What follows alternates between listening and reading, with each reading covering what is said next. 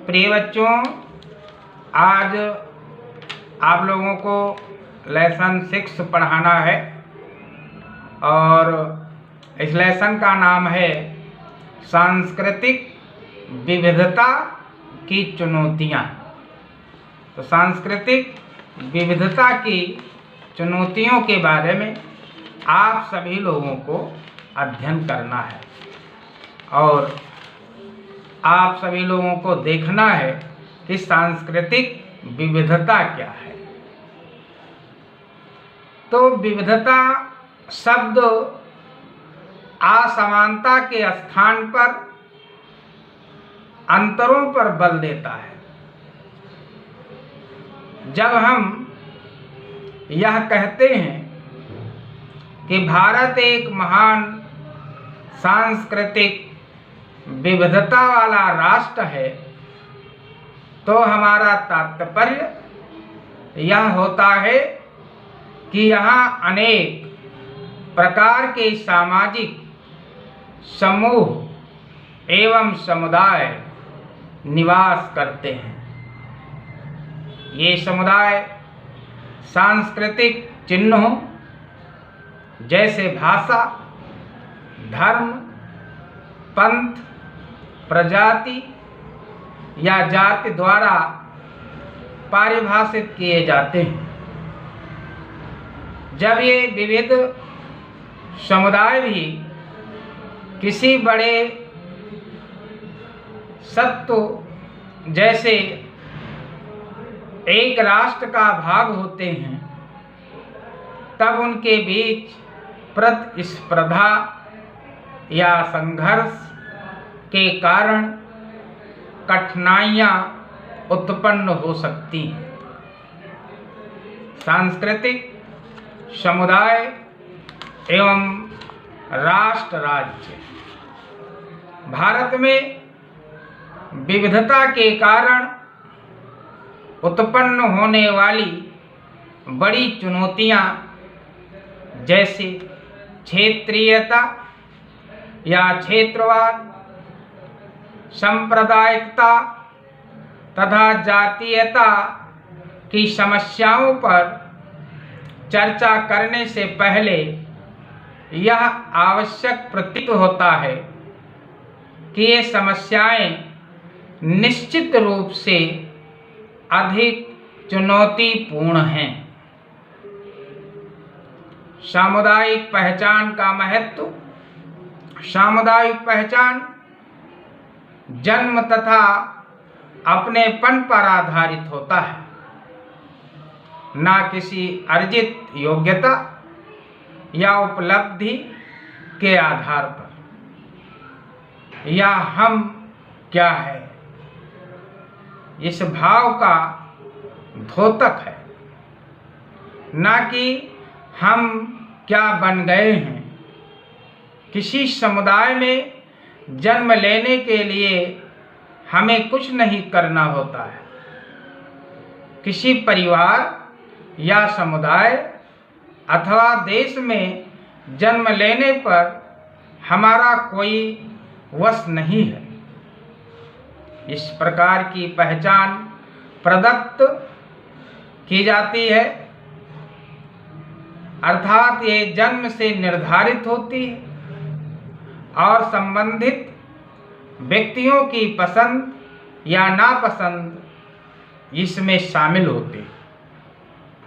सामाजिक जीवन का यह एक अजीब तथ्य है कि लोग उन समुदायों से संबंधित होकर अत्यंत सुरक्षित एवं संतुष्ट महसूस करते हैं, जिनमें उनकी सदस्यता पूरी तरह आकस्मिक होती है।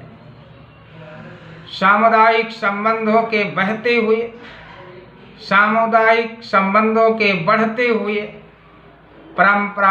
परस्पर व्यापी दायरे की हमारी दुनिया को सार्थकता प्रदान करते हैं।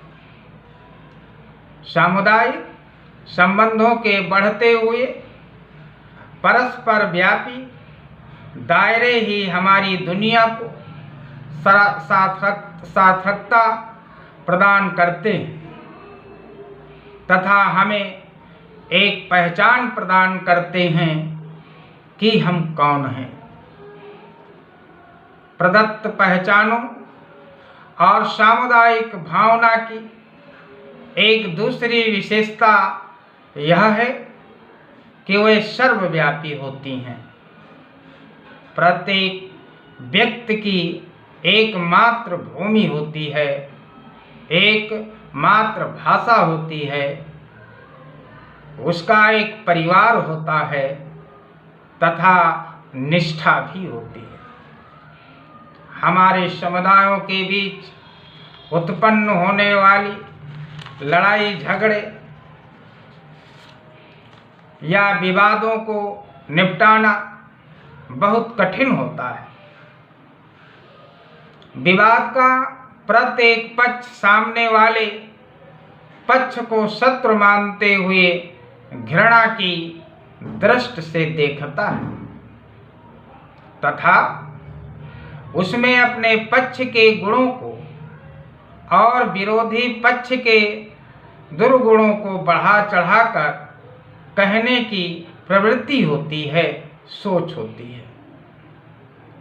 कोई भी देश या समूह अपने नागरिकों या सदस्यों को असत्य, अन्याय तथा असमानता के लिए संघर्ष करने को प्रोत्साहित नहीं करता। अर्थात प्रत्येक देश या समूह हमेशा सत्य, न्याय तथा समानता के लिए ही लड़ता है। कभी कभी इतिहास एक पक्ष को आक्रांता और दूसरे को उसका शिकार निर्धारित करता है, लेकिन ऐसा तभी होता है जब अधिक समय निकल जाता है तथा विवाद धीरे धीरे शांत हो जाता है। समुदाय, राष्ट्र एवं राष्ट्र राज्य। सरल शब्दों में कहा जाए तो राष्ट्र एक प्रकार का बड़े स्तर का समुदाय ही होता है। यह समुदायों से मिलकर बना एक समुदाय है। राष्ट्र के सदस्य एक ही राजनीतिक सामूहिकता का हिस्सा बनने की इच्छा रखते हैं। राजनीतिक एकता की यह इच्छा स्वयं को एक राज्य बनाने की आकांक्षा के रूप में अभिव्यक्त होती है।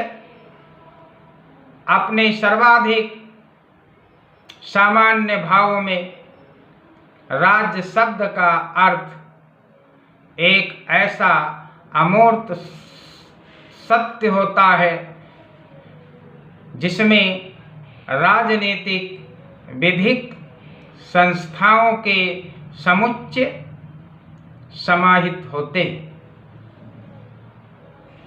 तथा वह एक विशेष भौगोलिक क्षेत्र पर तथा उसमें रहने वाले लोगों पर अपना नियंत्रण रखता है। हम ऐसे अनेक विशिष्ट राष्ट्रों का वर्णन कर सकते हैं जिनकी स्थापना साझे धर्म, भाषा, इतिहास अथवा क्षेत्रीय संस्कृति जैसी साझी सांस्कृतिक, ऐतिहासिक और राजनीतिक संस्थाओं के आधार पर की गई। दूसरी ओर ऐसी अनेक भाषाएं, धर्म तथा निर्जातियां हैं जो अनेक राष्ट्रों में पाई जाती हैं, लेकिन इससे यह निष्कर्ष नहीं निकलता कि ये सभी मिलकर एक एकीकृत राष्ट्र का निर्माण करते हैं। उदाहरण के लिए सभी अंग्रेजी भाषा लोग, यह सभी बौद्ध धर्मावलंबी राष्ट्र का अंतर या भेद दर्शाने वाली सबसे नज़दीकी कसौटी राज्य है। पहले बताए गए अन्य प्रकार के समुदायों के विपरीत राष्ट्र ऐसे समुदाय होते हैं जिनका अपना एक राज्य होता है। इसलिए ये दोनों राष्ट्र राज्य शब्द के रूप में योजक चिन्ह से जुड़े होते हैं। पहले यह बात सच नहीं थी कि एक अकेला राज्य केवल एक ही राष्ट्र का प्रतिनिधित्व कर सकता था, अर्थात एक ही राष्ट्र का द्योतक था, या प्रत्येक राष्ट्र का अपना एक राज्य होना आवश्यक था। आज किसी राष्ट्र को परिभाषित करना बहुत कठिन है तथा इस संबंध में यही कहा जा सकता है कि राष्ट्र एक ऐसा समुदाय होता है जो अपना राज्य प्राप्त करने में सफल होता है। आधुनिक युग का एक विशिष्ट लक्षण है राजनीतिक वैधता के प्रमुख स्रोतों के रूप में लोकतंत्र और राष्ट्रवाद की स्थापना करना, अर्थात राज्यों को राष्ट्र की उतनी ही या उससे भी अधिक आवश्यकता होती है जितने की राष्ट्रों को राज्यों की। ऐतिहासिक तौर पर राज्यों में राष्ट्र निर्माण की रणनीतियों के माध्यम से अपनी राजनीतिक वैधता को स्थापित करने तथा उसे और अधिक बढ़ाने के प्रयत्न किए जाते हैं। उन्होंने आत्मसातकरण और एकीकरण की नीतियों के माध्यम से अपने नागरिकों की देशभक्ति, निष्ठा तथा आज्ञाकारिता प्राप्त करने के प्रयास किए। सांस्कृतिक विविधता एवं भारतीय राष्ट्र राज्य सामाजिक तथा सांस्कृतिक दृष्टि से विश्व के सर्वाधिक विविधतापूर्ण देशों में से एक है। सामुदायिक पहचानों के साथ राष्ट्र राज्य के संबंधों के दृष्टि से भारत की स्थिति न तो आत्मसातकरणवादी और न ही एकीकरणवादी की है। प्रारंभ से ही स्वतंत्र भारतीय राज्य में आत्मसातकरणवादी नीति को नहीं माना गया है। ऐसे प्रारूप के लिए प्रभावशाली बहुसंख्यक हिंदू समुदाय के कुछ वर्गों की ओर से इनकी मांग की जाती रही है। हालांकि राष्ट्रीय एकीकरण को राज्य की नीति में लगाकर महत्वपूर्ण स्थान दिया जाता रहा है, लेकिन भारत कभी उस रूप में एकीकरणवादी नहीं रहा। संविधान में यह घोषणा की गई है कि भारत एक धर्मनिरपेक्ष राज्य होगा, पर धर्म, भाषा और अन्य ऐसे कारकों को सार्वजनिक क्षेत्र से पूरी तरह निष्कासित नहीं किया गया है। सामान्य रूप से भारत में यह समस्या रही है कि यहाँ कानूनों या सिद्धांतों को तो कभी कोई कमी नहीं रही है, बल्कि उनके पालन या व्यवहार में थोड़ी कमी रही है। लेकिन भारत को राष्ट्र राज्य का एक अच्छा उदाहरण माना जा सकता है। यद्यपि यह राष्ट्र राज्यों के समक्ष उपस्थित होने वाली समस्याओं से पूर्ण रूप से मुक्ति नहीं है।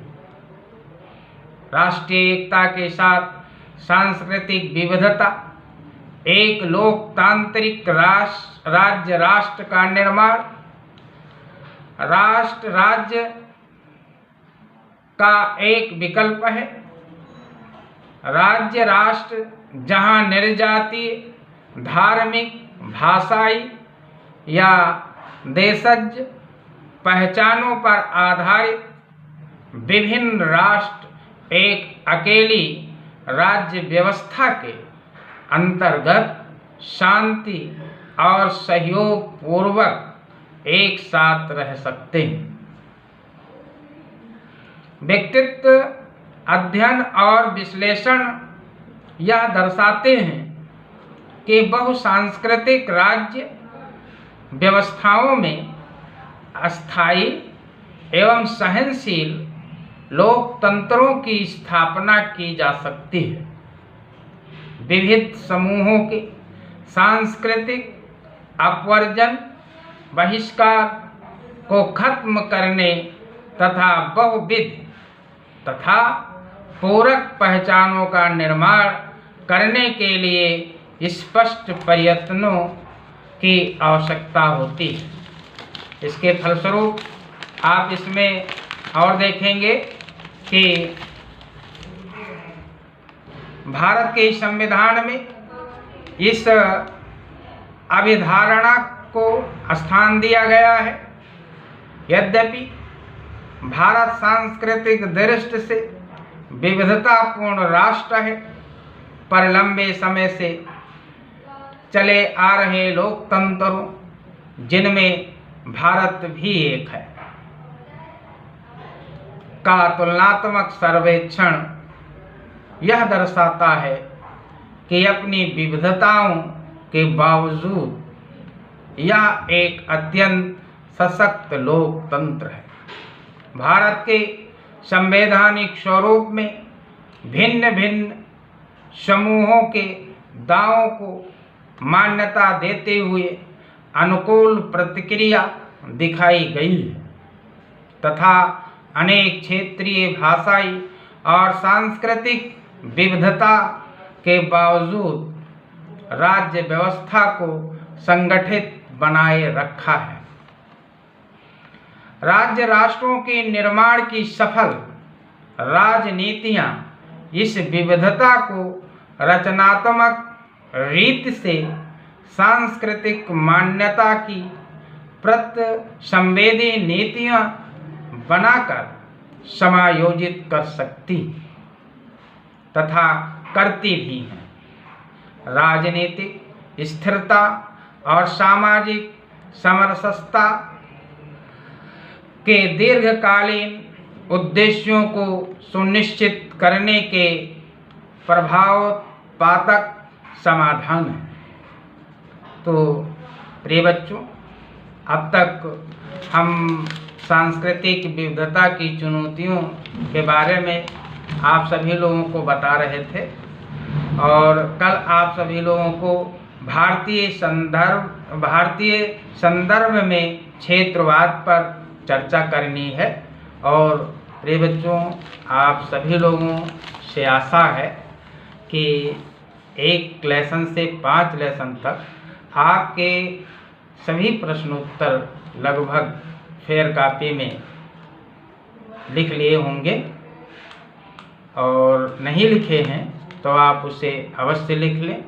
और जो मैं वादन करता हूँ, इसे आप 2, 3, 4 बार जरूर देखें और सुनें, ध्यान करें, मनन करें, चिंतन करें। जय हिंद।